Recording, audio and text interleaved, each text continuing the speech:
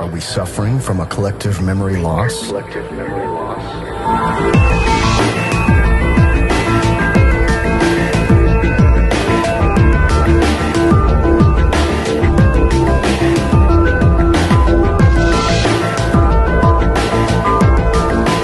Was there a technically advanced, unified civilization on Earth less than 500 years ago?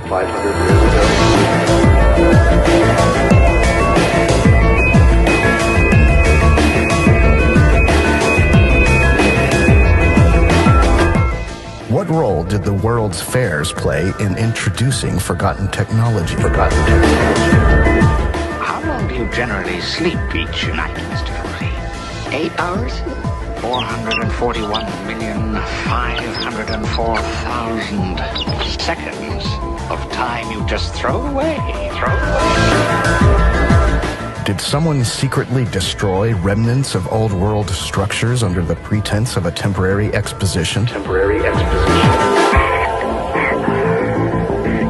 Nothing is as it seems. It's time for us to remember again and lift the veil of deception.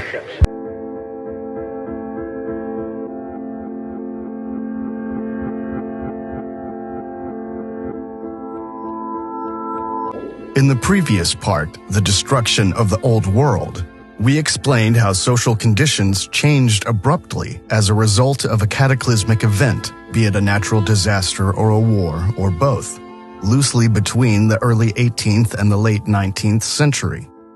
This event is also known as the Reset. The Industrial Revolution was one of the most obvious consequences of this reset. After the disappearance of the old world, a power vacuum arose that was exploited by a small power elite to disempower the old kingdoms. They divided the world among themselves through imperialism and the establishment of modern nation-states. In the course of industrialization, the invisible ruling powers were faced with the challenge of convincing the masses of their secret plans. The world exhibitions were created as a way to reach this goal. In all likelihood, these exhibitions were created to introduce certain technologies into society, or rather, to reintroduce them. The first major World's Fair was held in London in 1851, consistent with the role of the British Crown as a major political player at the time. 1851 must therefore be regarded as a symbolic year for the peak of the Industrial Revolution. Supposedly, a third of the entire population of Britain, 6 million people, visited the great exhibition of the works of industry of all nations. However, the transfer of knowledge and technology targeted by these exhibitions may have begun as early as the 1840s. The French Industrial Exhibition, held in Paris in 1844, was considered a precursor to the Great London World's Fair of 1851. In Germany, World's Fairs were usually called trade and industry exhibitions, although Germany played a rather minor role compared to the others. It should be noted that this also applies to Germany's role as a colonial power. European policy has always been clearly directed against Germany and the German population. The reasons for this remain speculative.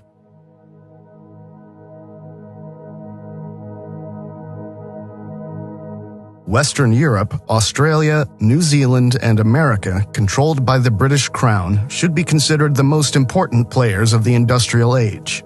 These countries, already mostly controlled by the cabal at the time, hosted virtually all of the world's fairs.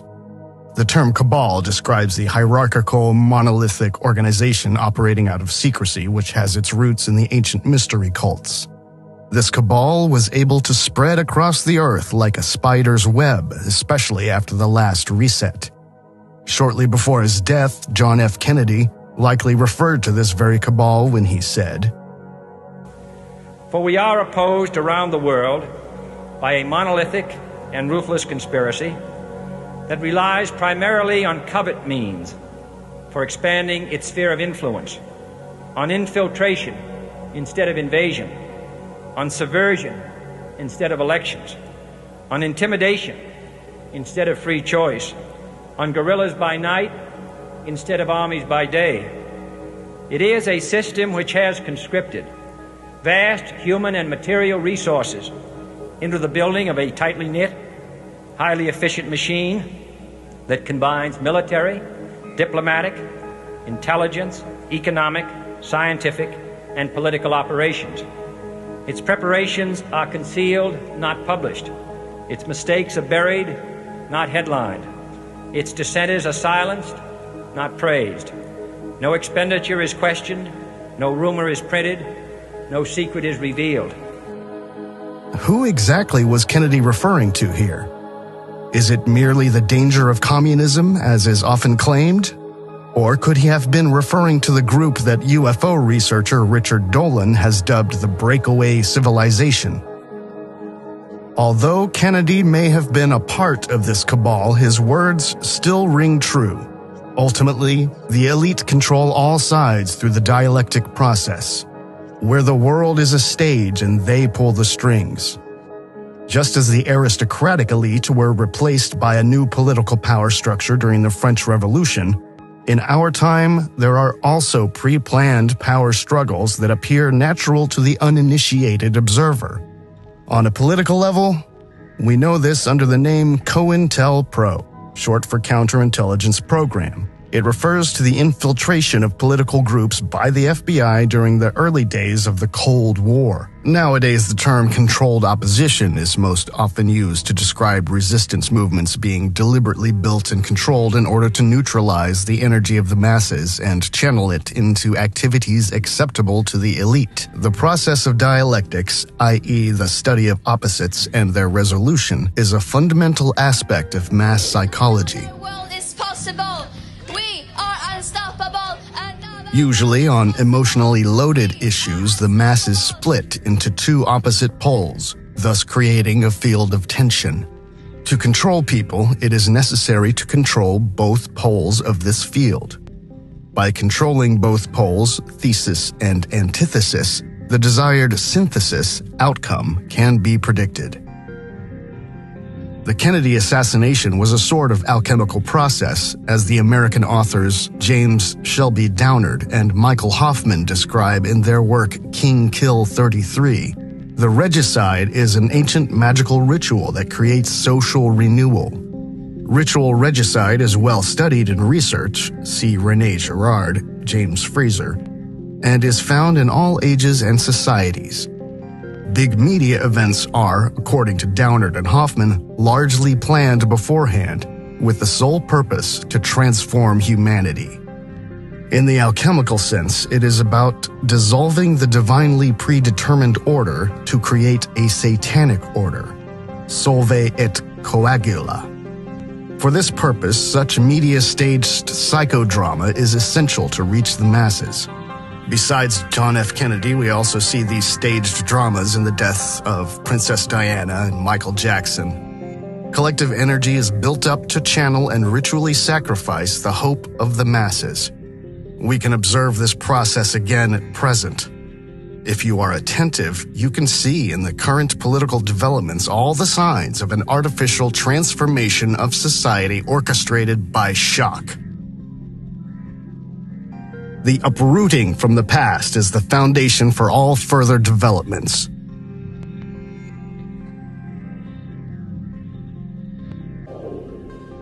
Now let's return to the breakaway civilization. This term was coined by Richard Dolan in his book UFOs and the National Security State. He came to the conclusion that an elite group with access to high technology and secret knowledge has followed its own path of development, independent of the rest of humanity. This allowed a parallel civilization to establish itself on Earth that we know little about today. According to Dolan, they probably live in huge interconnected underground bases. They are financed by black budgets, the visible part of which is called the deep state, but their structures go much deeper. They have their own view of the cosmos and our place in the world, of our history and our origins. They keep their knowledge secret, and much of their work is to keep the public ignorant. To quote Richard Dolan, "There is a clandestine group that possesses technology that is vastly superior to that of the mainstream world. the ability to explore areas of our world and surroundings presently unavailable to the rest of us. They have scientific and cosmological understandings that give them greater insights into the nature of our world, and a significant built-off-the-grid infrastructure, partially underground, that affords them a high degree of secrecy and independence of action. In our own official world history, you go back 200 years and compare levels of technology from Europe to, say, Central Africa, and you're talking about two vastly different ways of understanding the world. So really, what is the difficulty in understanding that a classified, secret scientific community would make radical breakthroughs that they wouldn't share? I don't think it's outrageous. And I do think this has happened since World War II. Now, one of the breakthroughs they've made is in what we call anti-gravity technology. Could this have happened in the 19th century? I don't think that it's impossible in theory. I have speculated privately many times whether there has been a secret breakaway group going back to ancient times. When you look at some of the really puzzling mysteries of our ancient world, whether it's the Great Pyramid of Giza or Machu Picchu, there are elements of those and other architectural sites that have been left behind that, to me at least, don't make a whole lot of sense in the context of human society as it then was supposed to have existed. The Great Pyramid doesn't make sense to me in terms of 2,500 years ago ancient Egyptian culture. I wonder if this was a human construct at the time, and what human civilization are we talking about here? Could it be that this civilization, split off from our official historical line of development, is behind many of the events of the 20th century? And what of the World's Fairs? Were a large proportion of the World's Fair buildings actually built from scratch, as the official historiography claims? There is much to suggest that the robber barons of the industrial age not only hid once widespread technological knowledge from us, but that they also hijacked some of the impressive architectural masterpieces in which parts of this knowledge was displayed. Some of the buildings from the World's Fairs still exist today, and they are obviously not made of plaster or similar fragile materials. Were they subsequently rebuilt to be permanent structures? Is it even possible that the elaborately designed expo sites were built with the technological capabilities of the time within just a few months, only to be destroyed again a few months later after the exhibitions had ended? Or is it plausible that after a great catastrophe, the worldwide remains of the preceding high culture were not only systematically destroyed, but also pressed into an image of history imposed on us? Some available information suggests that even after the worldwide game-changing event we call the Reset or Mud Flood, there still remained countless complete and beautiful cities that were conquered by a new power elite and then repurposed as World's Fairs. Especially in America, the so-called New World, the many Greco-Roman cities would have been difficult to explain because, in contrast to Europe, the Americans do not have an official Greco-Roman history. The more carefully one investigates, the more difficult it becomes to find plausible explanations for the construction and destruction of these extraordinary and huge exhibition areas. The official version about the World's Fairs can be summarized as follows. People in the 19th century loved Greco-Roman architecture for reasons unknown, so it was extremely important to the architects who organized the World's Fairs between 1850 and about 1914 to build in a classical style. Note: with World War I, classical architectural ambitions in Europe ended abruptly, and many exhibitions also did not take place as planned. It was only in the wake of fascism that there was a return to ancient design principles, but these were often implemented superficially and were mainly applied to a few representative, magnificent buildings. After the Second World War, on the other hand, classical architecture was deliberately replaced with new trends, e.g. Bauhaus and brutalism. Officially, the intention was to create an aesthetic distance to fascism, but in all likelihood its purpose was to cut the connection to the old world through soulless, brutalistic architecture.